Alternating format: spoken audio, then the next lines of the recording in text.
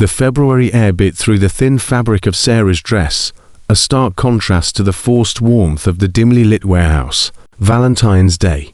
A cruel joke. She clutched her champagne flute, the cheap bubbles doing little to soothe the tremor in her hands. This party, thrown by her new boyfriend, Jake, was supposed to be a fresh start, a way to leave the memory of him behind. A scream ripped through the music. Sarah's head snapped towards the sound, just in time to see Mark, Jake's obnoxious best friend, stumble backwards, a crimson stain blooming on his crisp white shirt. Panic seized the room. The music died, replaced by a cacophony of terrified shouts. Jake grabbed Sarah's hand. "We have to get out of here." They bolted for the back exit, the crowd surging behind them like a panicked herd. The warehouse was a labyrinth of stacked crates and shadowy corners. They found themselves in a narrow corridor, the air thick with the metallic tang of blood. "Stay close," Jake whispered, his voice tight. Suddenly, a figure emerged from the shadows, tall, gaunt, his face obscured by a ski mask. He raised a hand, and the glint of steel flashed in the dim light.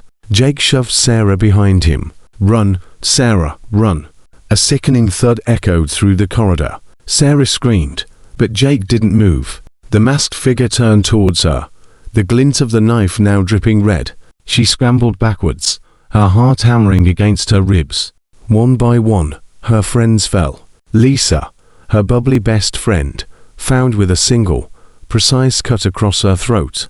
Tom, the football star, his skull crushed by a blunt object. Each death was a macabre Valentine's Day gift, delivered with chilling efficiency. The warehouse emptied, the screams fading into the night. Sarah was alone, the last one standing.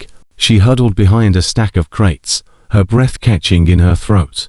Footsteps echoed in the silence, slow and deliberate. He was hunting her. The masked figure appeared at the end of the corridor. He moved with a terrifying calm, his eyes, visible through the mask slits, fixed on her. He raised his hand, and Sarah saw it. A familiar silver bracelet, the one she'd given him for their anniversary. The mask came off. It was Ethan, her ex. His face, once filled with adoration, was now twisted with a chilling rage. "You left me for him," he hissed, his voice raw with pain and fury. "You chose him over me." Sarah's blood ran cold. "Ethan, please," he lunged. Sarah screamed, a primal sound of terror and despair. The knife flashed in the moonlight, filtering through the warehouse windows. Then, darkness. The final Valentine's Day gift.